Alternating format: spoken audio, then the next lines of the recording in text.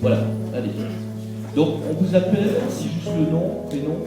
Si vous êtes appelé, ça veut dire que vous êtes dans les 161 et qu'on va vous faire rentrer dans l'autre amphi. Sont retenus sur la liste ASAP, Gomez Karine, Salmery Nadège, liste des bacheliers et assimilés. Pour Laurent, Talbot, Guillaume, Ono, Alizé, Dallot, Anna. Alors voilà, c'est comme ça que nos 3 ans d'études pour devenir infirmière et infirmier ont commencé. 3 années au cours desquelles nous avons forgé notre identité professionnelle à l'IFSI. Et en stage. Avec Karine, Guillaume, Nadège, Alizé, Anna et moi-même, nous nous sommes interrogés longuement sur la manière dont l'infirmière est représentée dans les médias et ce que pensent les professionnels de leur métier. Le boulot à l'IFSI, c'est vraiment trop dur. Et en fait, il y avait un autre truc. Non, vraiment, on vous promet, on a bossé le sujet même si on ne sera pas tout à fait exhaustif. Difficile de résumer ce qu'est une infirmière, on confond souvent notre vocation avec de la dévotion. J'y arrive pas sans toi, j'arrive plus à encaisser. Comment est-ce que ça va se finir? Comment est-ce que je vais faire? J'ai besoin de toi comme d'une infirmière, que tu répares ma tête et mes sentiments qui fonctionnent plus bien, que tu refasses mes stocks de sérotonine, que tu me dises que c'est rien. Nous aimons notre travail, mais nous ne sommes réductibles ni à des gestes, ni à des fantasmes, même si le cinéma ne nous aide pas beaucoup. I must take your temperature. Does she know I'm here? Under the arm, please. Hello, darling. I have to go now, darling. I can't stay. L'image à la fois forte et fragile des infirmières intervenant sur des théâtres de guerre a forgé les représentations sur nos métiers. I'm looking for an F. Nightingale. Florence Nightingale, Superintendent of the Female Nursing Establishment of the English General Hospitals in Turkey. Oh.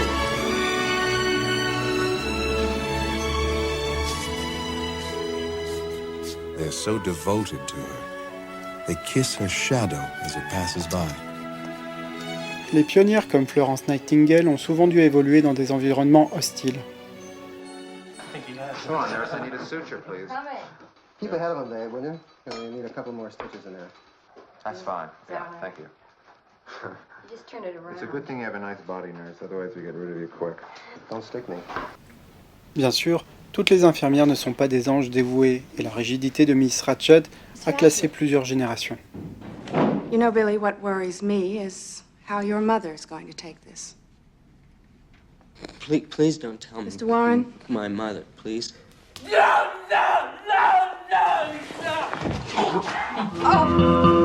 Depuis l'année dernière, une infirmière a fait son apparition sur les écrans français. Si tous les espoirs étaient permis, la série a fait presque l'unanimité contre elle dans la profession. On peut l'apprécier ou non, la trouver divertissante ou ratée. Ce qui nous a questionné est la manière dont les scénaristes et les acteurs prétendent représenter notre métier. Son chemin était tout tracé pour qu'elle soit médecin, comme son père, qui est un grand professeur, comme sa mère, qui est médecin. Forcément. Après, sa fille est guérie, mais vu qu'elle a divorcé, elle a besoin d'un boulot. Une vraie vocation.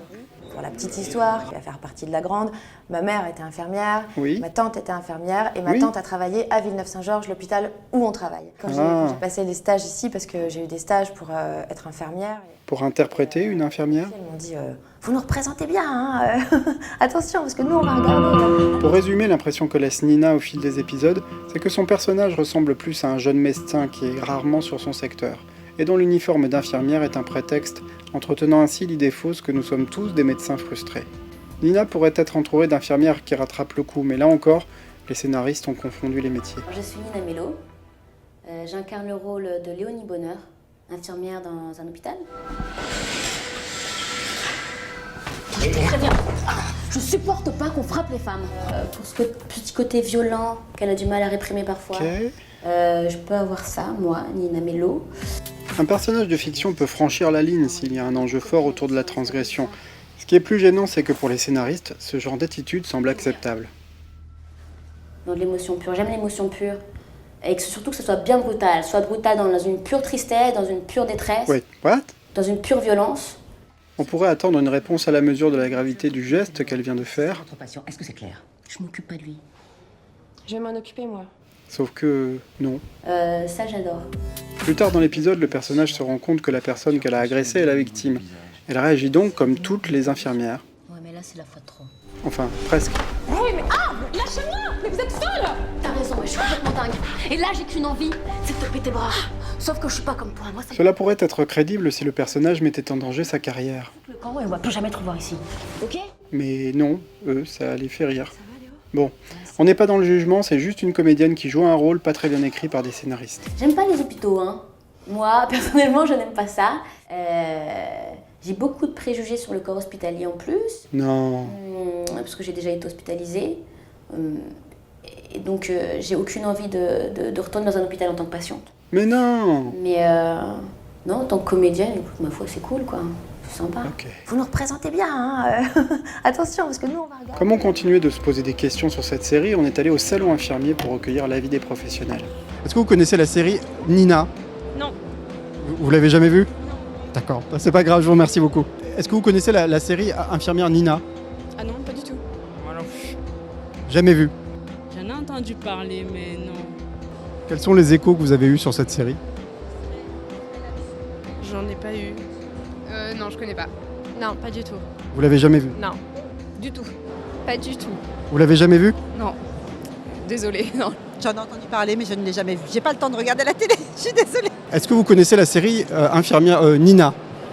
Oui. Ah, enfin. Qu'est-ce que vous pensez de cette série? Écoutez, je la connais vraiment de nom et vaguement, mais intéressante. Vous avez trouvé qu'elle représentait bien notre profession? Oui, avec une touche d'humour. Je trouve ça pas mal, ouais. Bon, au moins une qui apprécie. À la rigueur, s'il faut voir une infirmière taper des méchants, nous on préfère l'espionne jouée par Yvonne Strahovski dans Chuck. Au moins, elle est juste déguisée, même si cette série humoristique véhicule les clichés habituels autour de l'infirmière sexy sous sa blouse, elle ne prétend pas représenter notre métier dans une œuvre de fiction. Let's go. Mais qu'en est-il de l'image des ESI dans les séries? Je veux bien te couvrir pour ce matin, mais c'est la dernière fois. Oh, mais non! Dorothée? Je peux rien. Les médecins, ça me fait craquer. C'est pour ça que je veux devenir infirmière. Ok, on va dire que j'ai rien entendu. Hein. Ça nous fait au moins un point commun, même si on préfère la manière dont l'étudiante infirmière est représentée dans les séries américaines ou japonaises. Are you on speed? I am speed, motherfucker. Yeah, we're going. Let's go. You have walked 12,003. She goes to a place on Adam Clayton Powell. I can get the number if you want. I want her to be my nurse. C'est à peine croyable. Êtes-vous bien sûr d'avoir relevé le pouls correctement? Oui, je l'ai relevé et inscrit aussitôt comme il se doit. Mais il revient à lui. Oh, le ciel soit loué! Oui, bon, d'accord, ça tourne toujours autour de la dévotion. Finalement, celui qui a le mieux parlé de nous récemment, c'est Olivier Delacroix dans sa série Dans les yeux d'Olivier. Peut-être parce qu'il l'a fait avec humilité en écoutant les professionnels de santé. Les sourires de Sonny, Marine et Céline me touchent. Ils me rappellent aussi ceux des infirmières que j'ai croisées au cours de ce film. Toutes généreuses et engagées, elles m'ont ouvert les portes de leurs univers et se sont confiées à moi à cœur ouvert. Elles ont en commun le fait d'exercer leur métier avec la même passion, une passion purement altruiste qui force le respect et l'admiration. On a décidé d'aller voir les professionnels de santé et de recueillir leur représentation du métier infirmier. Et tant qu'on y était, on en a profité pour interpeller sa première représentante. On va les voir. Comment est-ce que vous définiriez le métier d'infirmière aujourd'hui en 2016, au XXIe siècle? L'infirmière est évidemment un métier ouvert, polyvalent, à la fois libéral et hospitalier. L'infirmière, elle est l'un des pivots de l'hôpital en général, de l'hôpital public en particulier. Et c'est un métier qui est en plein développement avec des spécialisations qui se renforcent. Il y a l'infirmier ou l'infirmière généraliste, mais il y a aussi des infirmiers qui vont développer leur formation jusqu'à aller vers des formations universitaires. Les pratiques avancées se mettent en place et je suis absolument convaincue que l'avenir réside de plus en plus dans ce couple médecin-infirmier, l'infirmier étant encore une fois appelé à prendre des responsabilités croissantes dans le monde du soin. Qu'est-ce que vous souhaitez leur dire aujourd'hui? La définition de l'infirmier, c'est un soignant. Voilà. C'est un soignant qui est passé d'un rôle purement d'exécution avec une augmentation progressive des responsabilités et des initiatives. Et si je vous dis l'infirmier d'aujourd'hui c'est quelqu'un qui est en responsabilité vis-à-vis du malade. Et l'infirmier de demain, c'est quelqu'un qui aura une plus grande autonomie pour décider d'un certain nombre de choses vis-à-vis de son malade. Pas normal que dans notre pays, on ait 10 ans ou 15 ans pour faire un médecin, 3 ans pour faire un infirmier. On voit bien qu'entre les deux, il y a dans certains domaines techniques ou de prévention ou de soins palliatifs, des initiatives infirmières et des responsabilités qu'on doit donner aux infirmiers qui sont plus importantes que celles qui existent aujourd'hui. Qu'est-ce que vous conseilleriez ou qu'est-ce que vous diriez à des étudiants de 3e année qui vont être diplômés en juillet, là, bientôt, qui vont bientôt exercer le métier d'infirmier? Je dirais d'abord que c'est un joli métier. Déjà, je leur souhaite bon courage. Ils embrassent un beau métier et je leur conseillerais de ne pas hésiter à opter pour la formation en continu. Pour pas perdre, pour garder une certaine performance en fait. Voilà. De se servir de leur cerveau pour réfléchir. Voilà. Parce que de plus en plus on est des techniciennes et on ne se sert plus de notre cerveau pour réfléchir. Voilà. Bon courage parce qu'effectivement le marché professionnel a quand même bien évolué ces dernières années, ça c'est pas une nouvelle. Donc il faut rester assez ouvert d'esprit. On a des désirs, on a des souhaits, mais on ne peut pas toujours les concrétiser exactement comme on l'aimerait le faire en sortie de diplôme. Je leur souhaite beaucoup de courage parce que c'est pas facile tous les jours. C'est un métier qui est très très enrichissant sur le plan personnel et professionnel et je pense que je leur dirais de continuer de s'accrocher. Est-ce que vous auriez un message à faire passer à mes camarades de l'IFI du CHU de Montpellier qui seront diplômés avec moi en juillet? Bon, d'abord, Montpellier, c'est une ville que j'aime beaucoup parce que ma femme y a fait une partie de ses études, donc j'y suis allé souvent. Voilà. Et en même temps, ils ont une très bonne équipe de rugby, donc c'est deux éléments qui sont positifs pour Montpellier. Pour être plus sérieux et pour parler d'un message qu'on passe à quelqu'un qui est infirmier, il fait avec la médecine le plus beau métier du monde. C'est un métier inconfortable, angoissant, inquiétant au bon sens du terme. C'est un métier en même temps dans lequel on apprend tous les jours. Et on apprend, ce qui est paradoxal, c'est qu'on apprend à la fois des techniques nouvelles, des éléments nouveaux, mais on apprend des autres et on apprend des malades. Et le fait qu'on apprenne, qu'on soit ouvert sur l'humain et en même temps ouvert sur l'avenir de la technique scientifique, c'est effectivement le plus beau métier d'avenir. Et quand on parle de soins humains, autant se tourner vers l'un de ses plus grands théoriciens. Qu'est-ce que vous auriez à nous dire, nous qui dans quelques semaines allons être professionnels, peut-être pas des conseils, mais en tout cas, qu'est-ce que vous souhaiteriez nous dire en tant que futurs jeunes professionnels? Souvenez-vous, les 4, il n'y a pas. Les 4, il n'y a pas de petites ou de grandes maladies, de petites ou de grandes situations, de petits ou de grands actes, de petits ou de grands professionnels. Parce que si on oublie ça, je pense qu'on oublie finalement la singularité et le sujet et la singularité du sujet auquel on s'adresse. Et je voudrais, parce que c'est quelque chose qui, moi, auquel je tiens vraiment beaucoup, et pour lequel j'ai effectivement de l'inquiétude, rappeler avec force combien plus la personne est en situation de dépendance, plus on a besoin du professionnalisme du professionnel. Et que le professionnalisme du professionnel, ça n'est pas la capacité de faire en série toute une série d'actes et de les bien faire. Le professionnalisme du professionnel, et vous pouvez le trouver aussi bien en EHPAD qu'en chirurgie ou en réanimation, mais le professionnalisme du professionnel relève justement de ce souci de l'attention particulière au sujet singulier auquel on s'adresse. Deuxième élément, alors, puisque vous allez être prochainement diplômé, c'est le mot que j'avais utilisé tout à l'heure, c'est la question de la conviction. La conviction que votre métier est et sera plus beau qu'un ensemble d'actes et de tâches que vous pourriez être amené à faire éventuellement de façon parfois systématique, la conviction que ce qui fait la beauté de votre métier de futur infirmier et infirmière ne réside pas dans ce que l'on fait, mais dans la manière que l'on a de pouvoir tenir compte de la personne dans ce qu'on a à faire avec elle. Et ça, que vous travaillez en psychiatrie, en chirurgie ou encore une fois dans n'importe quel type de secteur, ça reste vrai.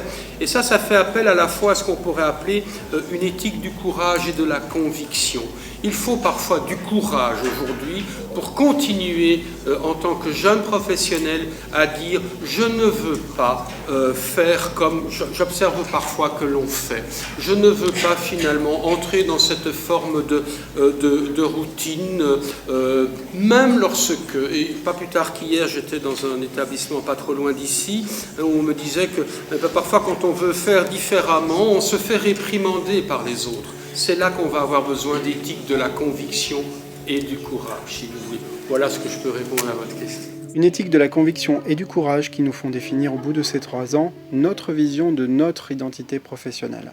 Je ne suis pas Nina. Je n'ai pas choisi ce métier parce que j'ai raté médecine. Je ne suis pas un sex symbole. Je ne suis pas un petit médecin. Je ne suis pas que technicienne. Je suis le relationnel. Je suis la motivation. Je ne suis pas qu'une profession. Je suis la collaboration. Je ne suis pas en pyjama, je suis en blouse. Je suis compétence. Je suis le rôle propre. La tolérance. Et le rôle prescrit. L'achat. La vessie remplie. Le multitasking. L'estomac vide. Le non-jugement. Je ne suis pas un larbin. Je suis un maillon. Le sourire. L'émotion. L'interface. Le lien. La responsabilité. Je suis un tout. Shiva. Café. Je ne suis pas qu'une exécutante. Ça me squatte l'encéphale. Je suis négociateur. Je suis la continuité des soins. L'écoute. Je suis DX-Care. Je ne suis pas un robot. Je suis l'empathie. L'adaptabilité. Je ne suis pas pratico-pratique. Je suis MacGyver. Je suis le don de soi. La dernière ligne de défense. Je suis la bienveillance. Nous sommes le soin. Voilà, on a essayé de dire l'essentiel sur le métier qu'on va exercer demain, où on espère être des infirmiers, infirmières suffisamment bons. On sait qu'on ne cessera jamais d'apprendre et que malgré les sacrifices, ce diplôme, on l'a mérité. Merci à nos proches de nous avoir supportés pendant 3 ans.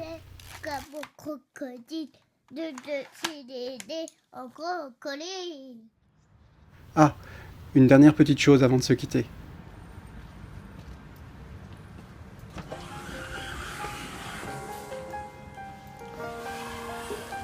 Salut Kitty.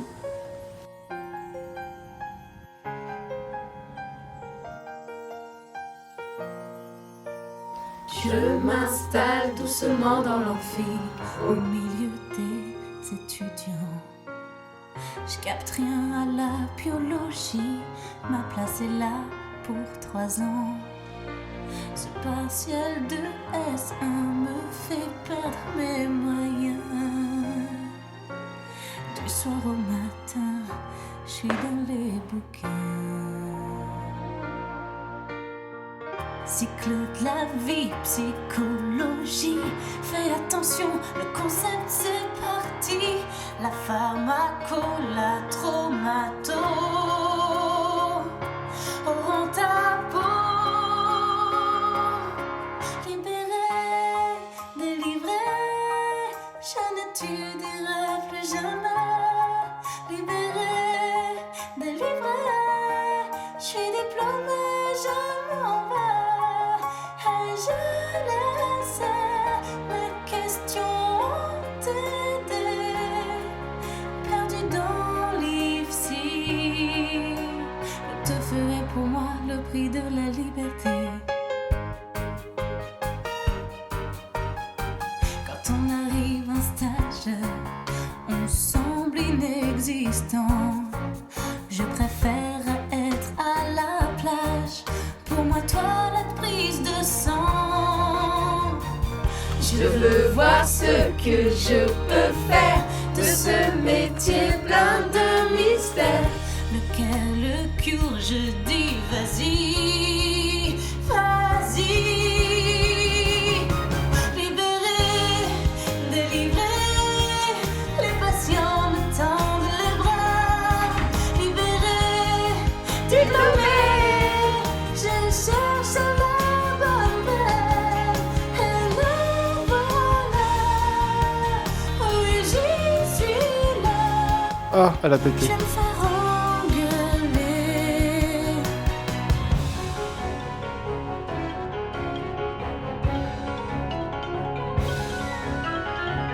Mon savoir vient des cadres et de Monsieur Pelletier.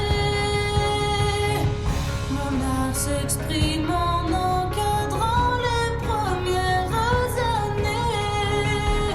Ma compétence 10 sera enfin validée. Je ne reviendrai pas